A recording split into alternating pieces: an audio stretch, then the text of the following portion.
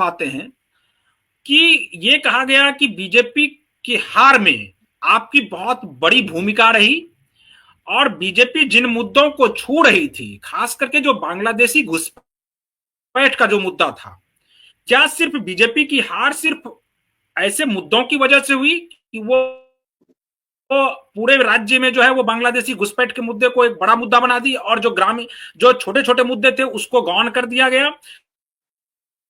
क्या देखिए वो बीजेपी मुद्दा को है हम आपको, या जयराम महतो एक फैक्टर है जिसकी वजह से बीजेपी की हार हुई? देखिए ठीक है, वो लोग क्या कहते हैं नहीं कहते हैं, आंकड़े क्या कहते हैं। बीजेपी जब गुजरात में जाती है तो गुजरात के विकास की बात करते हैं, गुजरातियों की बात करती है, बिहार में बिहारियों की बात करती है, महाराष्ट्र में मराठियों की बात करती है। राज्य के चुनाव, क्योंकि देश का चुनाव देश के लिए होता है, जब राज्य का चुनाव होता है तो राज्य के लिए होता है। कर्नाटक में कर्नाटक वासियों की बात करती है, लेकिन बीजेपी झारखंडियत को समझती ही नहीं है। आप अगर बीजेपी के खेमे में चले जाएं, उनके जिला कार्यालय में चले जाएं, तो वहां झारखंड की ना भावना दिखेगी ना झारखंडी लोग दिखेंगे। वहां वो, आप बीजेपी के तमाम लीडर देख लें, उन्होंने मंत्री किन्हें बनाया? संजय सेठ, जो शायद हरियाणा या राजस्थान से संबंध रखते हैं। वो जब भी बीजेपी को इस राज्य में मौका मिलता है वो बोरो प्लेयर्स को उतारते हैं, उनके सहारे चुनाव जीतते हैं और उनको तवज्जो देते हैं। झारखंड की जो जनमानस है वो इसीलिए उनको दरकिनार करती है। बीजेपी झारखंड के मुद्दों पे कभी खुल के बात नहीं करती है। जैसे जब वो गुजरात मॉडल की बात करती है, गुजरात में जाके, बंबई में जाके बंबई, महाराष्ट्र की में जाके महाराष्ट्र की बात करती है। जब झारखंड है तो झारखंड के में विस्थापन की बात करे, झारखंड में कोयला कानून की बात करे, झारखंड में उद्योग कानून की बात करे, झारखंड में जो स्थानीय नीति है उसकी बात करे। वो जब झारखंड में आते हैं, झारखंड में सरना धर्म कोड, आदिवासियों की मांग है, उस पर बात करें।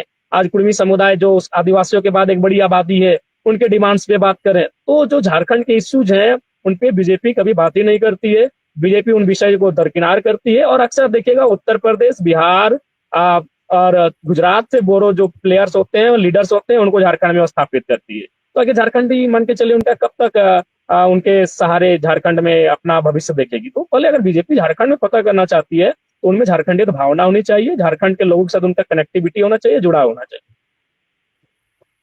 अच्छा, एक सवाल हेमंत सोरेन से जुड़ा हुआ है, क्योंकि हेमंत सोरेन के बारे में जब उनको ईडी के द्वारा जेल भेजा गया तो उसमें बहुत सारे लोगों ने ये कहा, कुछ नेताओं ने ये कहा कि वो पॉलिटिकल वेंडेटा के तहत उनको फंसाया गया और उनको जेल में भेजा गया।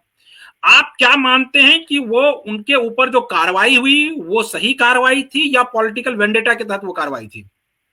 कार्रवाई तो पॉलिटिकल ही रही, मान के चलिए। ऐसा नहीं, अगर बाय द वे अगर मुख्यमंत्री दोषी हैं या फिर उनसे कोई ऐसा हुआ था त्रुटि भूल, तो अगर आप उनपे कार्रवाई के पक्ष में हैं, तो क्या पार्टी में भी दूध के दूल्हे तो नहीं है?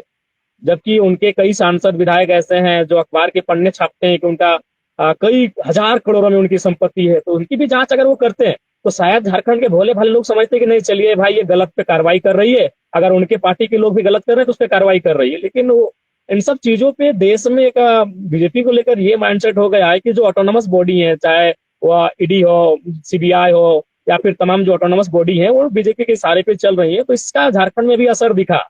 मुख्यमंत्री को जेल में डालना उनके लिए नुकसानदायक रहा। आखिरी सवाल आपसे पूछेंगे कि अगर जयराम महतो आने वाले, एक तो 2029 की बात आपने चूंकि कह दिया, आपको अगर चुनना होगा अभी, तो अभी आपको अगर कहे बीजेपी वाले कि आप मेरे पक्ष में आ जाइए और उधर से हेमंत सोरेन कहे कि मेरे पक्ष में आ जाइए, तो आप किस तरफ जाना पसंद करेंगे? देखिए, जो झारखंड के मुद्दों को सॉर्ट आउट करने का स्पष्ट वादा करे, एक संतोषजनक विश्वास दिलाए, तो वो कोई भी राजनीतिक दल रहे जो झारखंड के मुद्दों को समाप्त कर सके, झारखंड के लोगों के साथ न्याय कर सके, हम लोग उनके साथ सोचेंगे।